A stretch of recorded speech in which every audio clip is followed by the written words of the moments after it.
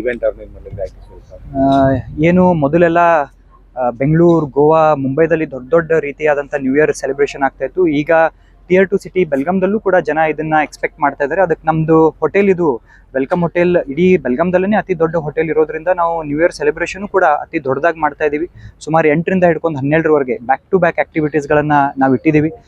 ಮುಖ್ಯವಾಗಿ main show ಅನ್ನ ನಮ್ಮ celebrity DJ artist Shiva Manvi ಅನ್ನೋರು ಬರ್ತಾ ಇದ್ದಾರೆ. ಅವ್ರ ಜೊತೆ ಅವ್ರಿಗೆ ಸಪೋರ್ಟ್ ಮಾಡಲಿಕ್ಕೆ ಲೋಕಲ್ 3 DJಗಳನ್ನ ನಾವು ಆರ್ಗನೈಸ್ ಮಾಡಿದ್ದೀವಿ. ಅದ್ರ ಜೊತೆ ಎಲ್ಲ ಕುಟುಂಬಸ್ಥರಿಗೆ ಈ ಒಂದು ಕಾರ್ಯಕ್ರಮದಲ್ಲಿ ಇನ್ವಾಲ್ವ್ ಮಾಡೋಗೋಸ್ಕರ ಬೇರೆ ಬೇರೆ ಗೇಮ್ಸ್ಗಳನ್ನು ಇಟ್ಟಿದ್ದೀವಿ. ಆ ಗೇಮ್ಸಲ್ಲಿ ಯಾರು ವಿನ್ನರ್ಸ್ ಆಗ್ತಾರೆ ಅವ್ರಿಗೂ ನಮ್ಮ ವೆಲ್ಕಮ್ ಹೋಟೆಲ್ದಲ್ಲಿ ಫ್ರೀ ಸ್ಟೇ ವೌಚರ್ಸ್ ಎಲ್ಲ ಕೊಡ್ತಾ ಇದ್ದೀವಿ.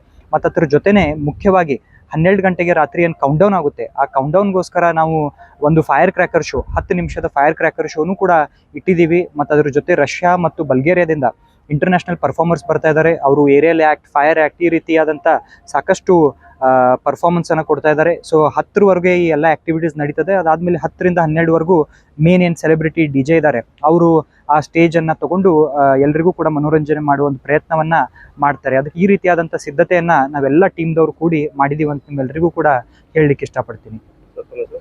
ಬಸವಪ್ರಸಾದ್ ಜೊಲ್ಲೆ.